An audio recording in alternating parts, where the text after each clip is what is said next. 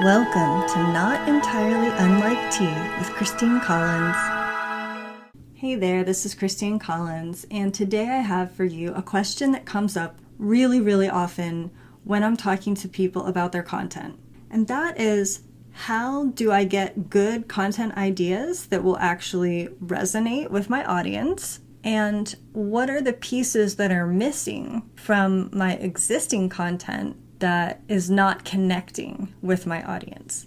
And what this takes me back to is a memory from many years ago, back when I was probably around 16 or 17 years old. And I was doing a lot of writing at that time, mostly for myself. And I was sort of hanging out in coffee shops. I remember the aroma of clove ciggies and cappuccino filling the air, and a whole lot of people who thought they were writers, poets, artists, and many of them may be today. But I had just started to tiptoe into the realm of sharing my writing, and I remember a girl approaching me and asking to read some of the things that I was writing. And even though I was kind of terrified, I decided to go ahead and let her read some things. And of course, that's the only way to ever get better at anything. And her feedback to me was, "You're a really good writer. You have a gift. There's something that you're capturing. However, you're still writing for yourself." And that feedback was so helpful to me at that age to understand that there even was any other way. Certainly, I had read books, novels, I had consumed poetry, art, and music, but I had never really thought too hard about writing for a specific audience. At that point in my life, 16 years old, it really was more self-expression, and there was nothing wrong with that because those journals and poetry and whatever other pieces were truly supporting me in a way that I needed at that time. However, running a business and creating content, while we can still use the art of creative self-expression,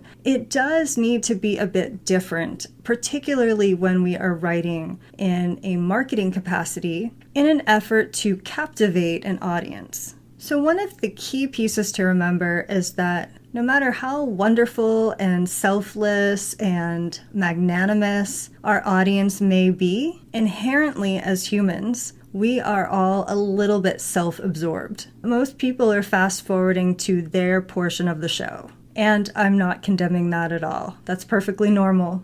It doesn't make you a narcissist. The vast majority of humans have an interest in what interests them. And so in order to captivate your audience, it has to be about them in some way. That doesn't mean that you can't tell a story about you that relates to them, but they have to recognize themselves somewhere within your work. So this process begins by understanding who you're talking to and why they might be listening. Now, lots of different people talk about niching and knowing your client in many different ways. My focus has been on two key elements: desire and lived experience. Now, most people understand the concept of desire, and in this context, it is related to the desire for where they want to be or who they want to become. And it's also important that we understand that there can be layers to that. Two people can have the same described goal, but want to have it for very different reasons. One individual may want to have more money as a goal, but their rationale for it at a deeper level is for safety and security. Whereas for another person, while they also need safety and security, their actual deeper desire is to feel like they're a success, to feel like their business is working and is being proven and validated. And neither is better or worse, they're just different. So we have to understand the desire and the deeper desire that the client or audience has, and some amount of insight into why they want the thing. So even if you've identified that your client or audience's goal is to make more money or to have a better relationship or to clean up their home and have things be more tidy and decluttered, or to have a nicer website, or to have really beautiful designs and graphics for their business, or better mental wellness, whatever their goal may be, there are probably specific reasons for why they want those things. And there can be more than one. You could want to have really lovely graphic design for your business, both because you believe that that will make your business more successful in terms of attracting clients, and also because there's something about it for you that generates a feeling of pride, feeling a sense of confidence in directing people to that website or to those designs. It may be because you're a highly visual person and beautiful art pleases you. And the business portion is secondary to that, but still relevant. So kind of thinking through all of the possible desires in terms of those layers can be helpful for you as you're generating your copy and your content. Because if you are only speaking to a surface level desire and using the same one every time, the people who feel a little bit differently, like they might still have that goal, but you're not quite hitting on their desire, they might tune out your content. And I've had that experience where I follow someone and most of the time what they're saying just isn't really landing for me, but then one day they turn up and they start speaking about it a little bit differently. Their message is ultimately the same, but they're describing it from a different angle. And now it's catching my attention, and now they are getting my attention and I'm listening.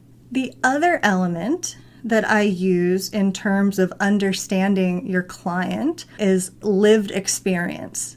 And I'm using the term lived experience in a very intentional way in the realm of existential phenomenological psychology. Those phenomenologists, they were concerned about the field of psychology becoming too engrossed with lingo and terminology and labeling. And so they sought to take us back to what they called the lived experience of the client. And that is the sights, the sounds, the taste, the touch, the emotional experience. And an easy way to understand this is to look at the difference between giving a client a label. So in the psychology world, a label that's common might be something like codependent. This is one that I do hear tossed around rather frequently, and when I was a therapist, I heard it then as well. There are very few people who wake up in the morning and go, crap, I'm so codependent, what am I going to do? Instead, what's happening for them in their lived experience is they're going through their day and they're wondering why they seem to be totally invested in the projects and lives and goals and dreams of their partner and their friends and their family, and they're showing up for everyone else and they're helping out everyone else, and yet they're not having that reciprocated, which is a very frustrating experience for that person, and they don't know why that's happening. Now, we won't go into all of the dynamics around why those things are occurring for that person, but I just wanted to give you an example of the difference between a psychologist or therapist coming in and saying, this person is codependent. And what they mean by that is they are prioritizing other people above themselves. They are so deeply attached to the people in their lives. Often it's a partner, but it can also be a parent, a friend, colleagues, various different scenarios where they are putting a high priority on someone else and on someone else's needs to the deficiency of their own, and they're not getting a reciprocal relationship. Now, that person is not walking around thinking that they're codependent, unless, of course, some therapist or some blog or article has given them that word as a label for their experience. And I'm not here to suggest that labels are bad, but the lived experience of the person is what we need to speak to in our content. And when you are trained in a modality or in a particular type of skill set or education, it's very easy to slip into your terminology because that's what you've been trained to do. And there's nothing wrong with that either. But they don't know that terminology. They've not had that education, gone through that discipline in the way that we have or you have. And it's meaningless to them unless you can find a way to speak about their lived experience in a way that resonates and makes them sit up and go, oh, hey, that's my experience. They're talking about me right now. That's exactly what's happening in my life. I turn up to all these events for all these other people and they never come to mine. Or if you're speaking so heavily from the viewpoint of the modality itself or a particular process that you help people through, without getting into the nitty-gritty of their lived experience, it's going to be very difficult for them to connect to why do they need to have that service. It's like, that sounds interesting, cool, but who cares? So lived experience in this context is about making a shift from labels, lingo, and terminology and going deeper into what their world is like, what their lived experience is like. What happens when they wake up in the morning? Are they immediately bombarded by the problem, the thing that you help with? Where does it show up in their day? Does it happen at breakfast?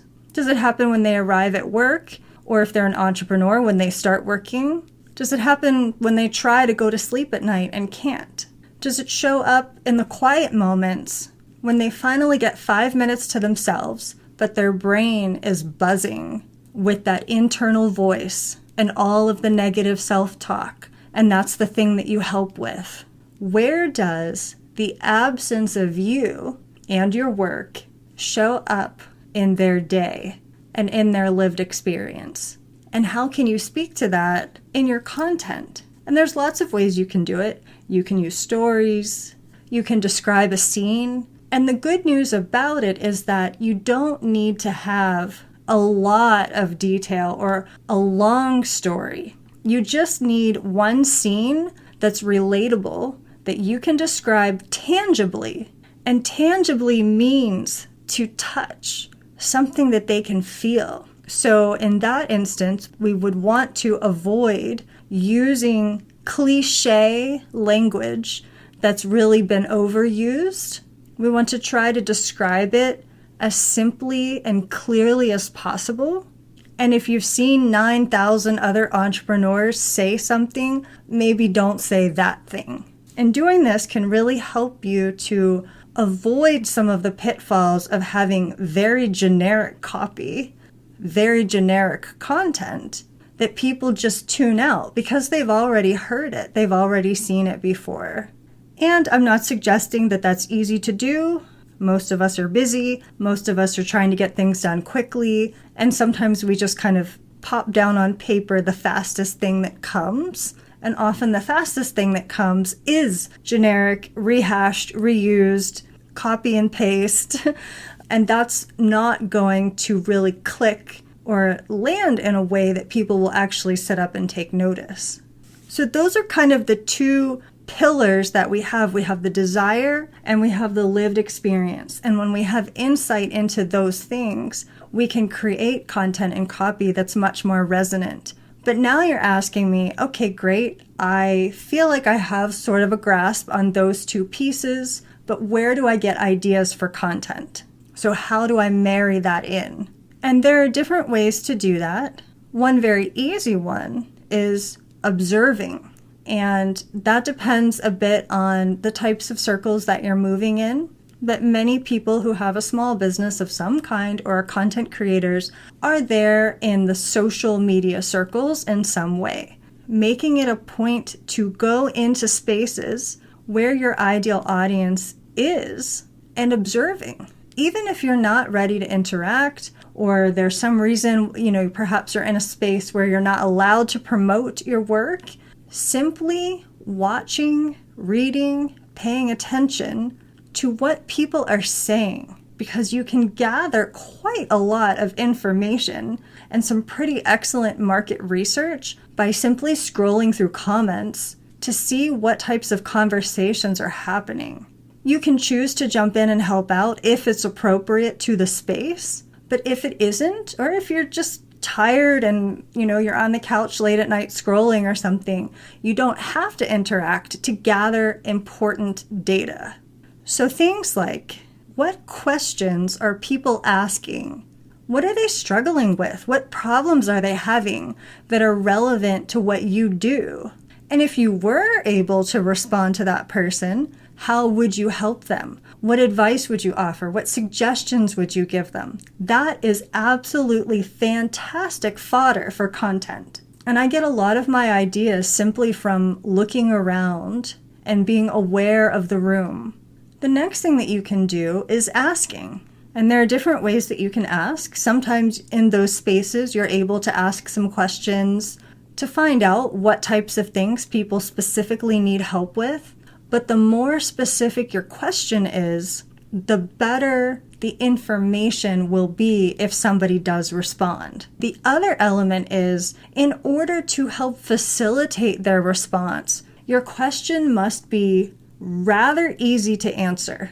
Sometimes I'll see, and I've done it myself, I'm sure, but I'll see really complicated questions, layers and tiers, and please tell me about, and it's asking for kind of a long text answer instead of something that would be quick and easy, which overlooks the reality that most people are scrolling quickly and are not necessarily looking to dive into typing for 20 minutes to answer a question on social media. So the quicker it can be for them and the easier of a question it can be, the better. And also, people like to talk about themselves. So if you can make it fun in some way, they're much more likely to engage and actually respond. That's why you see so many people that are really successful at social media asking what might appear to be silly or even dumb questions.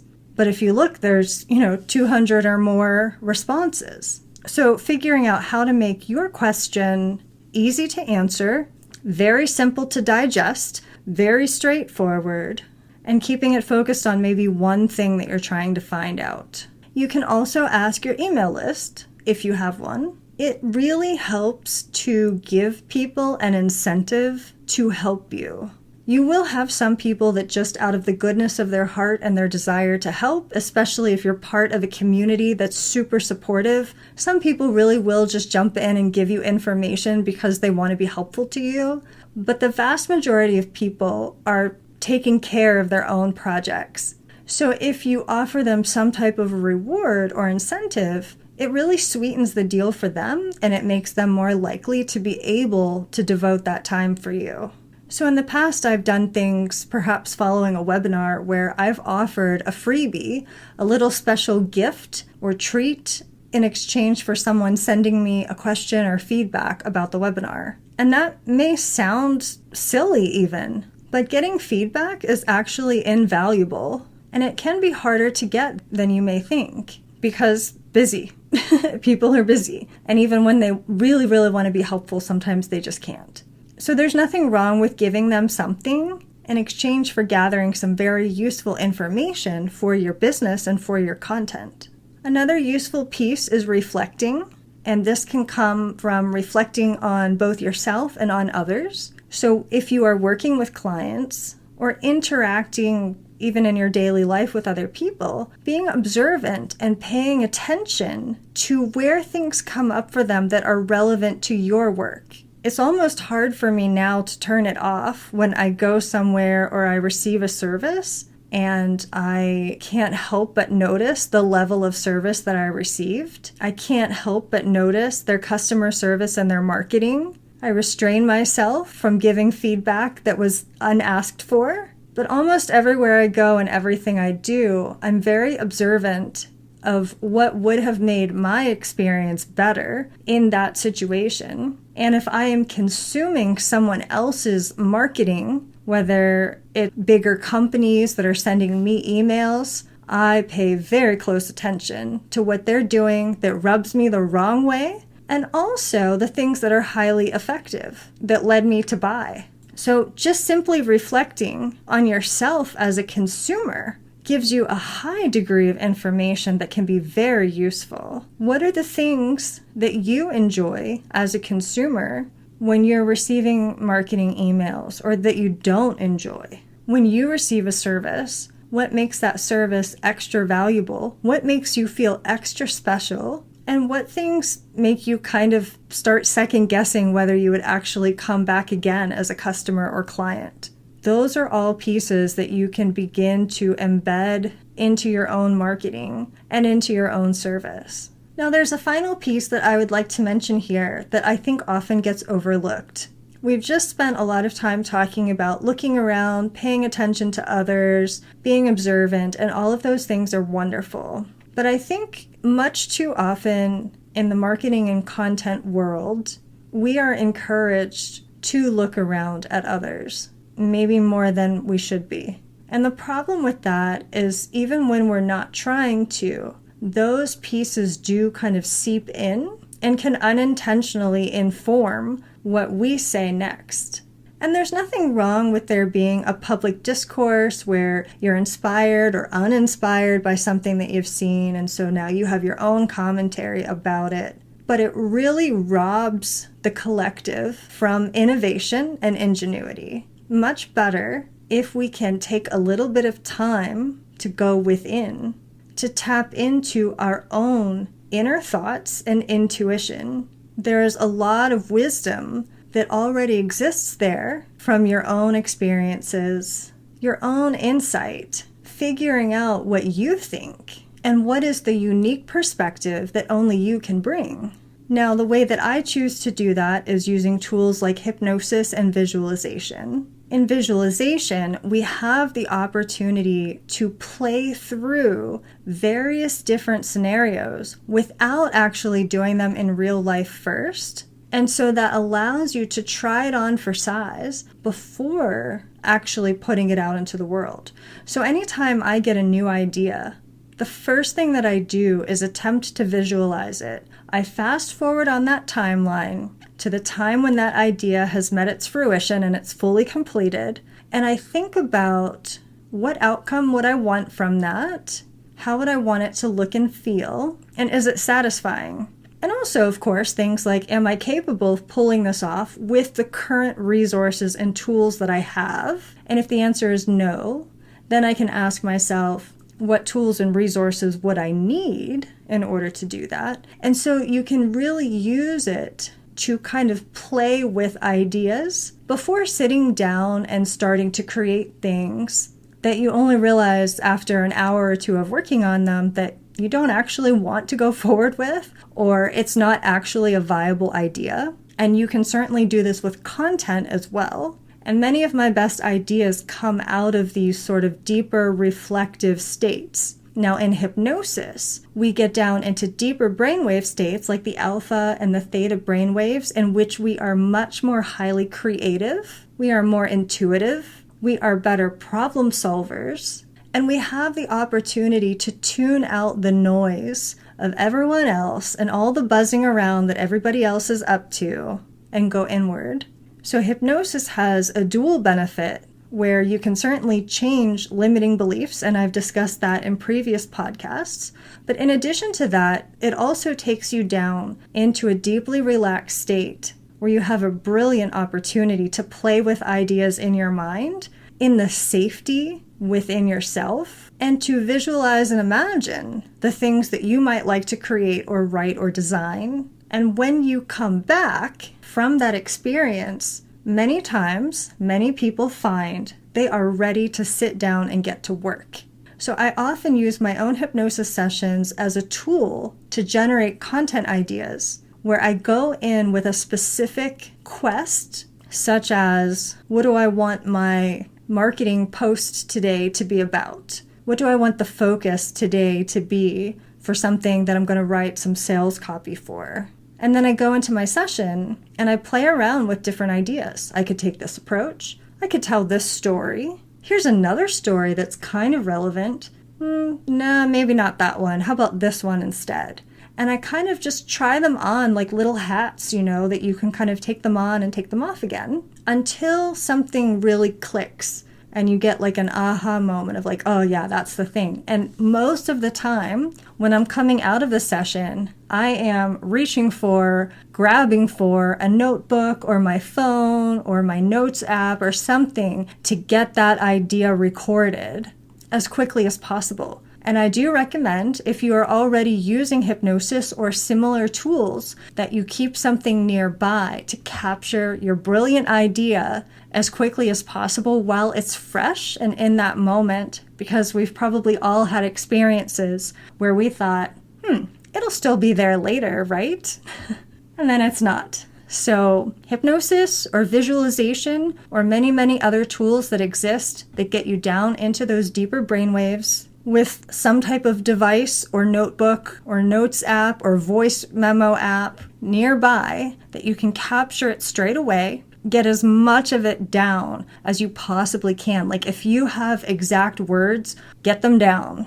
If the whole thing is written in your mind, get it down. If it's just a loose idea, that's okay too. Capture as much of it as exists for you in that moment, and then you can always come back to it later. Some of those ideas you may ditch, but many of them are gems that will become something more. And this to me is one of the best ways to create content. In conjunction with all of those other pieces, understanding the desire and the lived experience, observing and asking and reflecting. They all come together really beautifully to help you to come up with really cool, interesting, innovative, and resonant content. I hope you found this helpful. And until we meet again, I wish you a most magical and creative rest of your day. Thanks for listening. This is Christine Collins at transformcreate.com.